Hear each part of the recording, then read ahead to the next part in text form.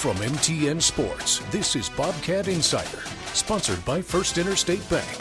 The Bobcats have picked up a pair of road victories, and they are finally home this weekend for Gold Rush, their first appearance at Bobcat Stadium as we've put Labor Day in the rearview mirror, and college football is here fully. Hello, everybody. I'm Keaton Glogly, along with Grace Lawrence on the Bobcat Insider. First of all, Tommy Mellott is fine. He had some cramps in the fourth quarter last Saturday. He's good to go for the Gold Rush game. Second of all, the defense. They're in a heater right now. Let's talk about the defense. Defense wins championships is what they say. And Danny Louis-Lakepa, the linebacker, obviously set the tone with that huge hit against Utah Tech to start out that game. But the defense didn't let up an offensive score for 5 quarters if you go back to that second half against New Mexico. Pretty impressive stuff. On the other side, Rohan Jones, the man coming down from Canada who transferred from Maine. He got his first touchdown in the blue and gold. We're going to hear from him later today. He brands himself as an offensive weapon, which is exactly what we're seeing on the field. He grabs that ball, Tommy throws him it, and he's good to go 10, 15 yards because he's so built. It's really great to see. There's also going to be some changes around Bobcat Stadium. We're going to talk about that and more with head coach Brent Vigen in just a moment.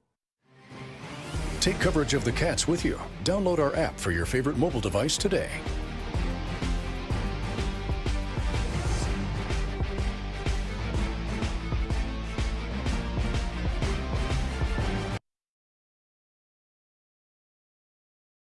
Welcome back to Bobcat Insider, sponsored by First Interstate Bank. We're back with the Bobcat Insider. I'm Keaton Glogly alongside head coach Brent Vigen. Coach, coming off a win at Utah Tech. It was a late game, late flight. How'd you work the schedule on Sunday to get the guys back and rested after this late flight? Well, the guys get Sunday off. We've moved to a later time with treatment, so it was really a normal day for them. Coaching-wise, I think most of the coaches had a chance to watch it on the way home, so we kind of laid off a little bit of the early morning Sunday, but we were back at it. We had a game, obviously, from Maine to look at, so you can't change the schedule. You just got to work around it, I guess. Yeah, take a small deep breath and get right on into it. Well, you're coming off the 31-7 win against Utah Tech, sitting at 2-0 right now. Defense really shined this week, and you kind of talked about maybe some of the numbers in terms of sacks aren't popping out, but how are you evaluating the defense right now? Where are they really excelling? Well, I think we're really playing fast, and we want to play fast. We absolutely want to play physical, and I think we're doing both those things. Two different teams, two different mindsets offensively, and I think in both cases we've adjusted well, not knowing exactly what they're going to do. And I think both games we have made the quarterback uncomfortable as it's gone on. I thought we tackled really well on Saturday night against Utah Tech, better than we had against New Mexico. So you're just looking for steady improvement, and I thought our guys can just continue to play hard and got more guys into this game. And I think depth is going to be a factor, play a factor as we go through the season, and to see some guys get that first opportunity, that's pretty significant. Yeah, Bryce Grebe got a lot of reps in this game, the younger brother of Brody. He's looking huge. He's looking fast. It looks like he's pretty sure-handed tackling right now. What are you seeing out of Bryce? Yeah, really good instincts, and instincts added to his I think a really good athletic ability and size. You mentioned, I think so. He's got a lot of physical abilities that allow him to play, and then I think the game makes sense to him. And coming from the 6-man game, I think he felt like it was maybe going to be more of a transition than it really has been. Football is football, and he's a smart kid that he knows one speed, and that's to go as fast as he can. And it's been really good to see him continue to grow through this fall. In this game, you also had a chance to get some of the number 2s out there for that fourth quarter. What were you seeing there? Obviously, they gave up the touchdown early, but who stood out there? Well, I think just that. I think the group responded. Three-play scoring drive was not what we wanted to see. I think our coaches did a good job of coaching them up versus just yelling at them, I guess, coming over. Because I think they felt like there was a shutout at hand that they let up, and to go back out there, that group, and do the things they did. I know a couple guys in particular. Dom Solano is a young man from the Phoenix area playing defensive end that made some plays for that stretch. Really the first extended time for Taki Louis-Lakepa at the free safety spot, so liked what Taki was able to do. And like I said, that group just came together and responded. Speaking of that defensive line, it looked like there were a couple times you had like 4 defensive ends on that defensive line. How's the depth there right now? It's good, yeah. For our lack of depth right now on the offensive line, we are completely healthy on the defensive side. The line of scrimmage and those guys right now, I think we've played 12, 13 guys in these first 2 games. It's not that we're going to play that many every game, but we're going to be in that mode of playing 8, 9, and 10. And for those guys to be healthy, for us to be able to get a faster group out there on third down is what you're referring to when you see all those defensive ends. That's big for us, and to get teams in obvious passing situations, I think we can create some real problems with that group. Now, you mentioned the offensive line, so we've continued to see the depth. We've talked about that a lot, but we did see a couple of Bozeman guys get out there. Jaden Perkins moved in, played some time at the guard position. We saw Everett Carr as well. How are those guys coming along? Well, that first true game experience, it was there on Saturday night, and I think once you've played, you've kind of crossed a hurdle. I think for both guys, and Jaden went in first, and ultimately Everett got in there, and I know that. Jaden, that happened a little bit sooner than we probably thought it might have happened after halftime with Connor going down, and thought that he performed well. Jaden's been a guy that's been able to play a bunch of different positions. Obviously, he's a year further along than Everett, so his knowledge of what we're doing is that. I think Everett's got a bright future, and to get that game experience, he's only going to continue to get better and better, where he can start matching his ability, because I think he's got a bright future.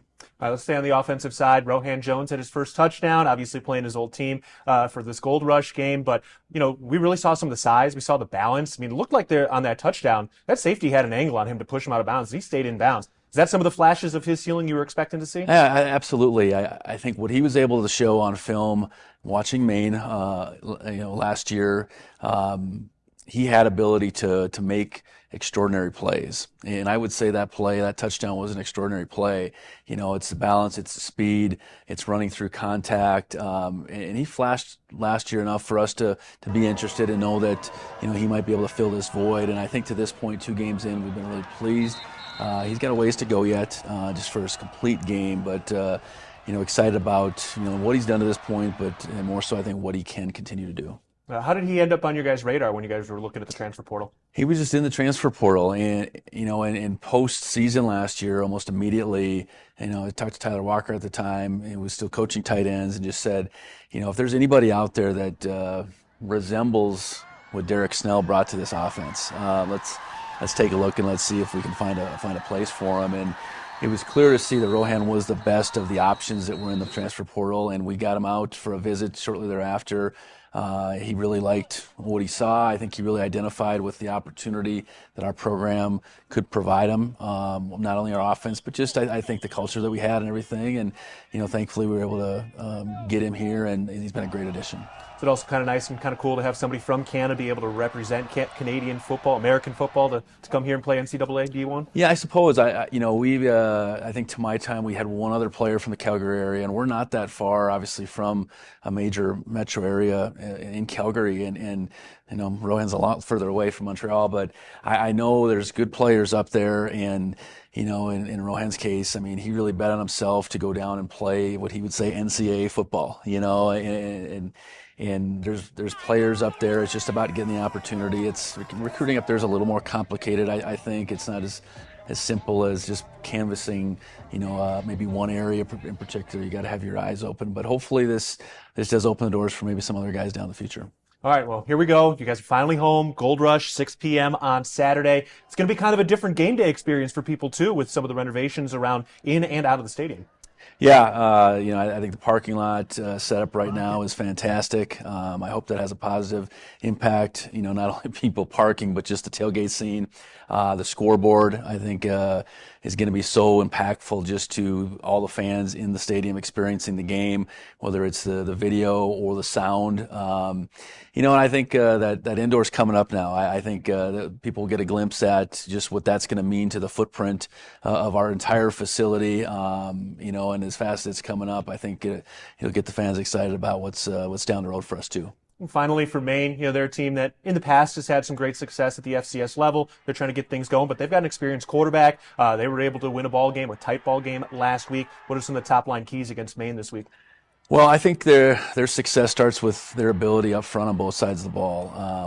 We have been impressed with both their offensive line and their defensive line, and their ability to control that game in a lot of ways last week. I know first game for their quarterback at Maine, but he's got experience leading Mercer to the playoffs last year. Jahari Martin, a former Bobcats, playing running back and led them in rushing and did a good job. They have talent out in the perimeter, I think, on both sides of the ball. So, regardless of the record last year, they were a team that was in games, and they didn't find ways to win consistently. And, they look like a better team this year than they did last, and I'm sure they continue to raise the bar as far as their expectations go, and this is a really good opportunity for them to play against a ranked team like we are, and we got to do everything we can to make the best of our opportunity to play a team from the CAA coming in here, and I think that will be a real challenge for us. All right, well, here we go. Gold Rush coming up on Saturday. Got a good Gold Rush outfit planned?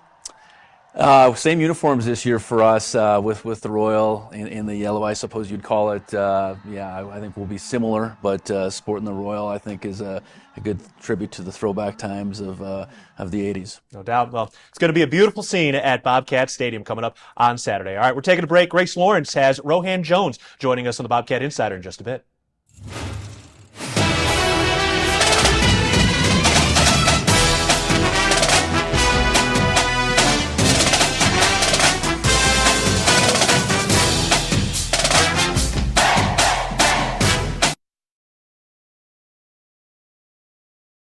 Welcome back to Bobcat Insider, sponsored by First Interstate Bank. Well, for the Bobcats, they have faced a lot of injuries, as we talked with head coach Brent Vigen about just a moment ago, but it has had a bit of a silver lining. Jaden Perkins, Everett Carr, a couple of Bozeman High kids who have been able to get on the field. Bryce Grebe, Taki Louie-Lakepa, the brothers, they've gotten some big reps. Yeah, when you talk about brothers, there is a possibility we could have two sets on the field on defense at the same time with the Louie-Lakepas and the Grebes, but both of them coming into their own, and to see that proven depth so early in the season must be so relishing for the defense. No doubt. And on top of that, these are really key game reps for those guys, and none of the injuries at this point are season ending, so we should see those guys come back here not too long. Now on the other side, Rohan Jones is coming up next for us. He did get that first touchdown, and he's a guy who's going to be a major piece of this offense moving forward. Yeah, also just a great student athlete, a really interesting guy, bilingual, and he didn't always play American football. You'll hear more about that coming up as I sit down with Rohan Jones.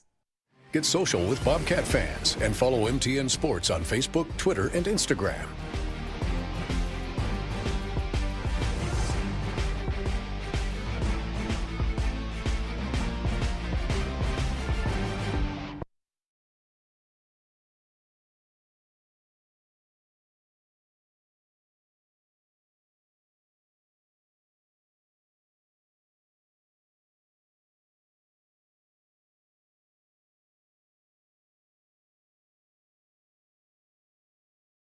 Welcome back to Bobcat Insider, sponsored by First Interstate Bank. Welcome back into the Bobcat Insider. I'm here with the man from Montreal, Rohan Jones. Rohan, thank you so much for joining me today. No problem. How you doing today? I'm doing good, you?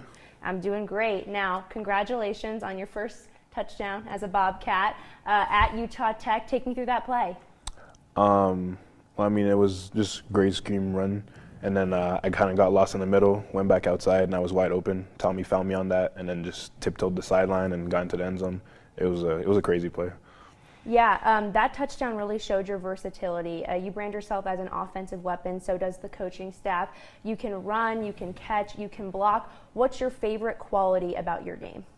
I think just like you said, my versatility. I think I like being able to be put in different positions, different situations to be able to help the team, whether that be with the ball or without the ball. So I think that's just a good thing to have on a team, guys that are versatile and that can do a little bit of everything. Yeah, sticking with that quality, it also shined in the 2-minute drill at New Mexico when you had that reception and ran for about 10 or 15 yards. Can you also take me through that play? Mm-hmm. I mean, in 2-minute drill, we just resorted back to our base plays that we've been running since all summer, all camp. So I just ran like a little stick route. I was open and tried to make the most of it, broke a tackle, and got, like you said, like 10 or 15 yards. But, in that situation, we're just trying to get the ball, go down as fast as possible, and keep the play running. Yeah, you started the season, you and the Bobcats, with 2 road games. You learned a lot about yourself on the road. You guys learned it pretty quickly. So what did you learn with this tough road schedule to start the season? I think I learned that as long as we do what we got to do, just play our brand of Bobcat football, we'll be good whoever against we play with, no matter the challenge. Yeah, and now you're finally back at home 3 games later. It's going to be your first game in Bobcat Stadium. Yeah. About 25,000 fill up that stadium, a sea of gold, lots of pageantry around this game. What are you most excited for these fans? I'm really excited just to see it because I've been hearing about it since my visit last year. And I know Gold Rush is a big thing here in Bozeman for not only the school but just the town in general. So I'm really excited just to go out there and play. Yeah, and you'll be playing the team that you transferred in from UMaine. Pretty unique. So what's your mindset like around that going into this one? I mean, I just treat it like any other game. We just want to go out there and get a win, especially at home, protect our stadium in front of our fans. But it is a funny coincidence to be playing my old team. Yeah, you're from Montreal, Quebec. You're far ways from home here in Bozeman. What was it like growing up in Montreal? It's nice. I like it. It's more of like a big city vibe. It's less like outdoorsy as Montana, but I loved my upbringing out there, and going to French school my whole life, living in a big city, like using like the public transportation and all that. I liked it a lot. Now, American football wasn't always your sport, right? No. Can you take me through the story of how you picked it up? So I started off playing soccer when I was younger, and I was always like a bigger kid. So I felt like I was good at soccer, but I felt like I'm so much bigger than everyone, I'm stronger than everyone, but I can't really use that to my advantage. And I remember I was driving with my mom down the street, and I saw like football practice, and I was like, damn, like that looks fun. Like I could play football. So I just tried out and started playing football from there on. Happy with that decision? Yeah. Definitely. You get to be an inspiration to a lot of kids from Canada, from Montreal, that want to come over and play football. What does that mean to you? It means a lot. I mean, like every year we have more and more people from Canada, and especially from Montreal, like making it playing NCAA football.